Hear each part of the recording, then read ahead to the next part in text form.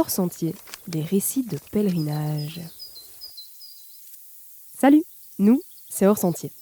Avec ce podcast, on te propose de te plonger et d'explorer avec nous l'univers de Saint-Jacques-de-Compostelle. Nous allons à la rencontre de pèlerins et de pèlerines pour mieux comprendre leur quête spirituelle. Alors, bienvenue à toi, et comme on dit sur les chemins, buen camino.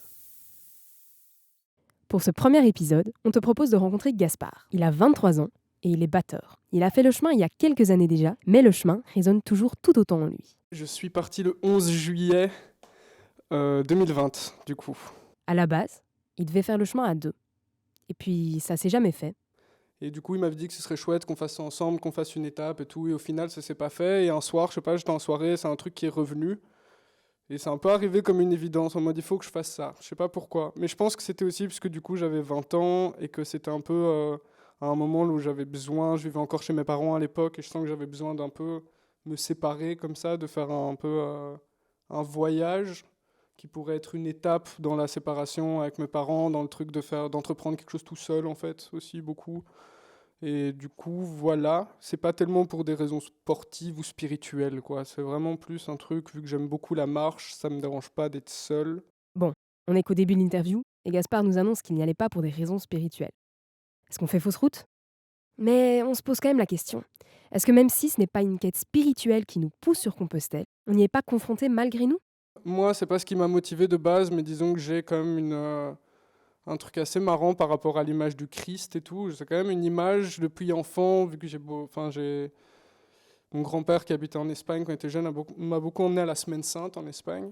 Et du coup, c'est un grand événement religieux très important là-bas. Et en fait, je suis quand même un peu grandi là-dedans, tu vois. Du coup, il y a quand même ce truc de l'église, on va dire l'intérieur de l'église, le bâtiment, c'est quelque chose qui m'apporte une certaine sérénité. Et l'image du Christ est une image que j'aime bien aussi. Du coup, ouais, il y avait aussi quand même ce côté, ouais, où que tu le veuilles ou non, ça devient quand même spirituel au bout d'un moment, même si c'est pas forcément religieux. Tu as quand même tout un aspect, ouais, je sais pas très bien comment expliquer.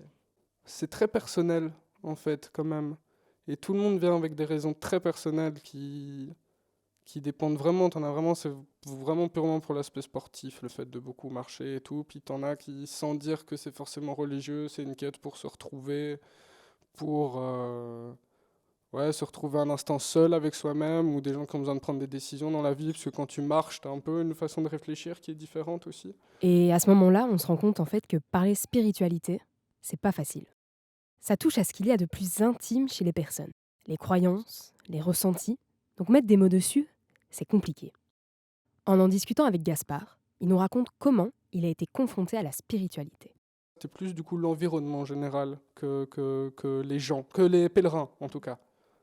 Parce qu'il y a un truc, en tant que pèlerin, tu vas toujours être bien accueilli dans une église. Tu vois, si tu arrives dans un petit village qui n'a plus aucune auberge ouverte, ou même qui n'a pas d'auberge, que tu sais pas où aller, que tu es complètement paumé, tu peux toujours aller toquer à la porte de l'église, à la porte du presbytère, et en fait tu seras toujours accueilli. Si jamais tu es pèlerin et que tu t'endors sous le porche d'une église, on va pas te dégager. Tu vois, du coup tu as un rapport où en fait l'église t'accueille, et donc inévitablement tu es confronté à ça, et l'église prend une image quand même pendant un temps, surtout quand tu voyages pendant autant de temps, prend quand même une image de réconfort. C'est-à-dire, je voyais une église, j'étais en mode ok, je suis sûr, là je peux demander des conseils, je peux être aidé et tout le bazar. C'est un peu une aide certaine comme ça.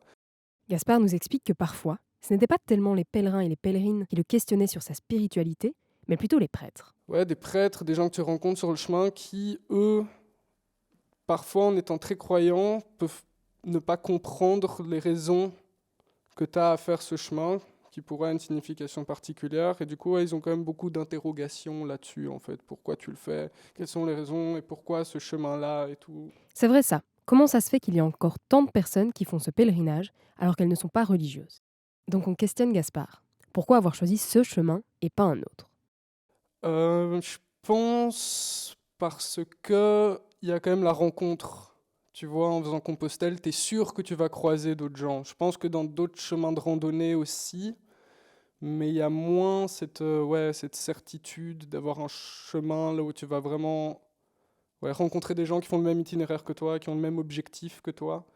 Et du coup, et puis ouais, il y a quand même ce truc, tout le monde en parle de Compostelle, de machin, il y a ce truc un peu, tu vois, l'image de ce que c'est et tout. Et du coup, c'était en vrai aussi chouette d'avoir un objectif qui a quand même une symbolique. Un podcast signé Hors Sentier. Tu as fait le chemin et tu as envie de témoigner? N'hésite pas à nous contacter.